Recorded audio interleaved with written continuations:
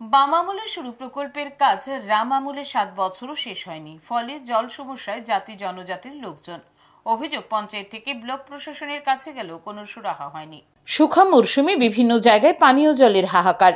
অভিযোগ, অনেক জায়গায় জল সমস্যা নিরসনে উদাসীন সংশ্লিষ্ট কর্তৃপক্ষ।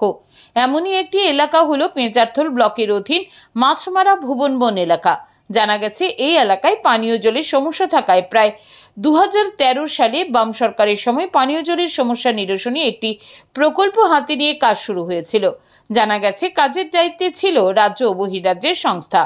2018 সালে সরকার পরিবর্তনের পরেও কাজ চলছিল, কিন্তু প্রায় 2 বছর ধরে বন্ধ হয়ে পড়ে রয়েছে নির্মাণ কাজ।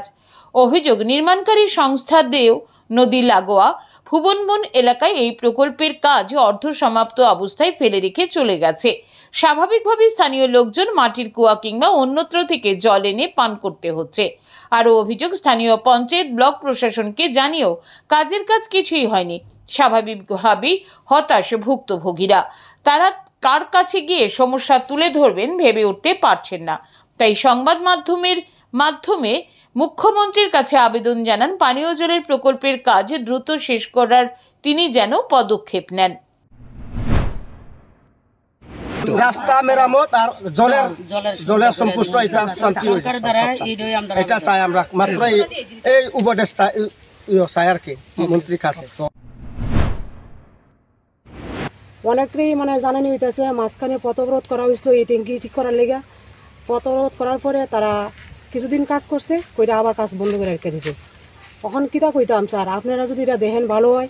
তাছাড়া মুখ্যমন্ত্রী মানিক সাহা যদি এটা দেখেন, আমরা জলের ব্যবস্থা করে দেন, আমরাও জল খাইতে পারি বা গ্রামবাসীও জল খাইতে পারে, আমরা একটু উন্নত হই। যখন ভোট পাইতো না, ইলেকশন যখন আইব, ও বাবা দাদা কই আইব, যখন ইলেকশন পার হইব তখন বাবা দাদা কিচ্ছু চিনে না, জানে না। কুয়া কুড়িয়া জল খাইতেছে। অভিযোগ, শুধু পানীয় জল নয়, সমস্যা রয়েছে এলাকায় রাস্তারও। রাস্তার বেহাল দশার কারণে চলাচল করতেও প্রতিদিন স্কুল পড়ুয়া সহ সকলকে সমস্যায় পড়তে হয়।